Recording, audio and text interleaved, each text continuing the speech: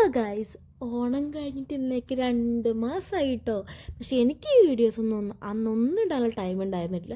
നല്ല തിരക്കായിരുന്നു. ഹോസ്പിറ്റലിൽ ഡ്യൂട്ടി, വീട്ടിൽ വരണം, അങ്ങനെ ആയതുകൊണ്ട് ഞാൻ ജസ്റ്റ് വീഡിയോ എടുത്ത് വെച്ചിട്ട് മാത്രമല്ല കേട്ടോ. ഓണത്തിൻ്റെ ടൈമിൽ എനിക്ക് ഒരു വീഡിയോ പോലും എടുക്കാൻ പറ്റില്ല. ഇത് ഓണത്തിൻ്റെ അന്ന് ലീവ് കിട്ടിയ അന്നത്തെ തിരുവോണത്തിൻ്റെ ദിവസത്തെയാണ് കേട്ടോ.